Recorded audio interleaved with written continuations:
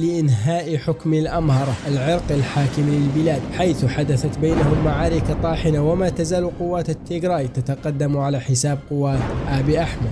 فالجمر مستعر تحت الرماد، مما ينذر بحرب وشيكة على وشك الاندلاع. ومع وصول المفاوضات إلى طريق مسدود وكسبب مباشر للحرب، تقوم أثيوبيا بإعلان استكمال ملء السد، ولكن أثيوبيا كانت قد عززت دفاعاتها هناك بشكل كبير، وخصوصا الدفاعات الجوية، لتتهاوى بعض الطائرات المصرية أمام هذه الدفاعات، فيما قام سرب آخر من الطائرات بقصف أجزاء من السد، مما سبب له أضرارا بالغة، ولكنها لم تكن كافية.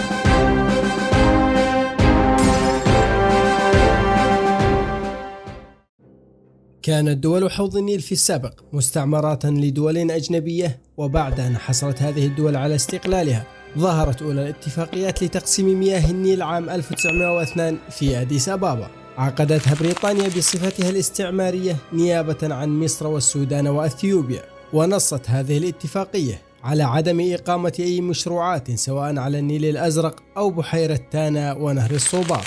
بدأت أثيوبيا في بناء سد النهضة في أبريل نيسان عام 2011 على مجرى النيل الأزرق في ولاية بني شنغول قماز، على بعد 15 كيلومترا شرقي الحدود الإثيوبية السودانية، في حين ينتظر الانتهاء من السد الأساسي أوائل عام 2023، وسط اتهامات مصرية وسودانية لأثيوبيا بمحاولات فرضها سياسة الأمر الواقع والانتهاء من السد بشروطها. لتقوم الدول الثلاث بإجراء مفاوضات حول سد النهضة على مدار 10 سنوات لم تتوصل خلالها إلى اتفاق على عملية الملء والتشغيل، حيث تطالب أثيوبيا بما تسميه الحقوق الجغرافية، باعتبار أن نحو 80% من مياه النيل تنبع من أراضيها، وترفض بنود اتفاقيتي 1929 و 1959 حول تقاسم مياه النيل اللتين تراهما أثيوبيا مجحفتين بحقها.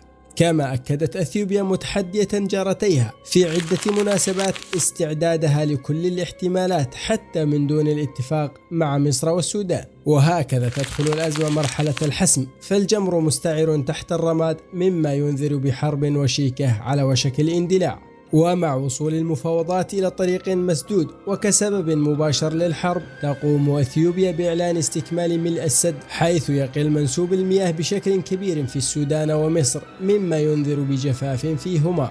وتضطر كل من مصر والسودان أخيرا إلى مواجهة عسكرية حتمية مع أثيوبيا لتبدأ التنسيق للبدء في هذه المواجهة المصيرية للبلدين. فلننتقل الآن إلى سيناريو المعركة المحتمل فيما لو حدثت هذه المواجهة. قبل البدء بالفيديو فضلا لا تنسى دعمنا بالاشتراك في القناة والإعجاب بالفيديو وترك مقترحاتك في التعليقات. مشاهدة ممتعة. قبل أن نبدأ في هذه المعركة أعزائي الكرام، لا بد لنا من التعريج على القوة العسكرية للبلدين، فهي تلعب دورا كبيرا في مجريات الأحداث. وبالنظر إلى القوة العسكرية للجيشين فإن التفوق المصري واضح، فهي تكاد تكون أكثر ب3 أضعاف الجيش الإثيوبي. ولا ننسى بأن أثيوبيا دولة حبيسة، لذلك فلا غواصات ولا سفن لديها. بعد هذه المقارنة السريعة فلننتقل الآن إلى أرض المعركة. مشاهدة ممتعة.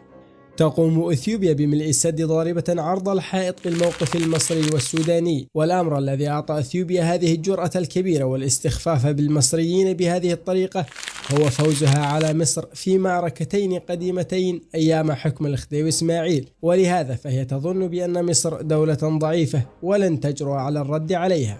الحلقة القادمة بإذن الله إخواني الكرام ستكون عن هاتين المعركتين بين الخديوي إسماعيل وإمبراطور الحبشة، فلا تنسى الاشتراك وتفعيل الجرس ليصلك تنبيه فور صدور الحلقة. إذا فأثيوبيا تظن أن مصر لن تتجرأ على الرد عليها، ولكن أم الدنيا هذه المرة كانت لها حسابات مختلفة، فلم تكن تريدها حربا عادية بل تكسيرا للعظام واقتلاعا للمخالب لكي لا تقوم لهم قائمة بعد ذلك. لتبدأ مصر بالتجهيز لعمل عسكري ضد أثيوبيا لتدمير السد والتخلص من هذه المشكلة بشكل نهائي، فتقوم بعقد الأحلاف العسكرية مع الدول المجاورة لأثيوبيا مثل السودان المتضررة أصلا من أثيوبيا، وأريتريا التي خاضت عدة حروب ضد أثيوبيا، والصومال التي ما تزال بعض أراضيها محتلة من أثيوبيا. فأثيوبيا تعتبر عدو لكل جيرانها، فلم يسلم أحد منها حتى طالت أضرارها مصر رغم أنها لا تمتلك حدودا معها. فسمحت كل من الصومال والسودان وأريتريا لمصر باستخدام أراضيها ومجالها الجوي والبحري. بعد التنسيق بين هذه الدول بقيادة مصرية، انطلقت إلى إشارات الحرب، وذلك بقيام أريتريا بدعم إقليم التيغراي بشكل أكبر من ذي قبل، والهدف منه الوصول إلى قلب العاصمة أديس أبابا والسيطرة عليها لإنهاء حكم الأمهرة العرق الحاكم للبلاد، حيث حدثت بينهم معارك طاحنة، وما تزال قوات التيغراي تتقدم على حساب قوات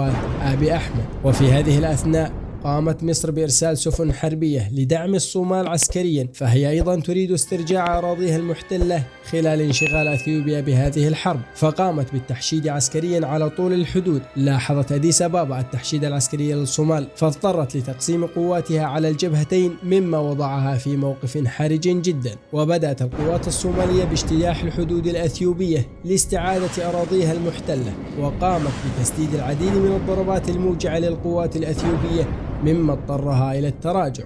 وفي هذه الأثناء وعلى الحدود الشمالية لأثيوبيا مع السودان، كانت القوات المصرية السودانية قد أكملت تجهيزاتها لتبدأ بالاجتياح البري، مسنودة بغطاء جوي كثيف من الطيران الحربي المصري الذي باشر عملياته من الأراضي السودانية ليحطم عنجهية وغرور الرئيس الأثيوبي أبي أحمد. فقد خسرت قواته مساحات واسعة من الأراضي، وكانت الخسائر المادية والبشرية التي تعرضت لها لا تعد ولا تحصى. لتتلقى أثيوبيا الضربة التي قسمت ظهر البعير، فبعد التشتت الكبير للقوات الأثيوبية انطلقت الطائرات الحربية المصرية وحاولت ضرب سد النهضة، ولكن أثيوبيا كانت قد عززت دفاعاتها هناك بشكل كبير، وخصوصا الدفاعات الجوية، لتتهاوى بعض الطائرات المصرية أمام هذه الدفاعات. فيما قام سرب آخر من الطائرات بقصف أجزاء من السد، مما سبب له أضرارا بالغة، ولكنها لم تكن كافية لتدمير السد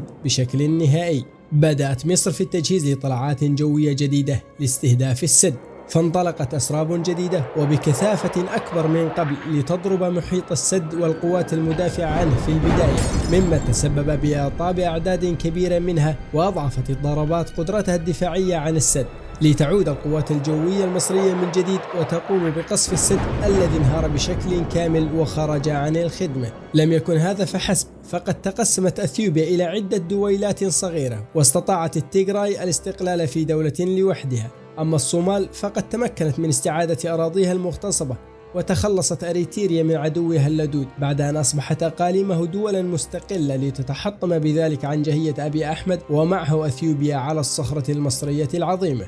كانت هذه الأحداث هي وجهة نظرنا للمعركة، فيما لو اندلعت. فما رأيك أنت عزيزي المشاهد؟ اكتبها لنا في التعليقات فنحن نقرأها جميعا، ولا تبخل علينا بالإعجاب بالفيديو والاشتراك في القناة حتى نقدم لك المزيد والمزيد بإذن الله. لكل من وصل إلى هذه اللحظة من الفيديو شكرا لك من القلب، واكتب لنا اسم دولتك في التعليقات لكي يتعرف عليك، وأشكرك بنفسي لأنك تدعمني كثيرا. أستغفرك اللهم وأتوب إليك، والسلام عليكم ورحمة الله وبركاته.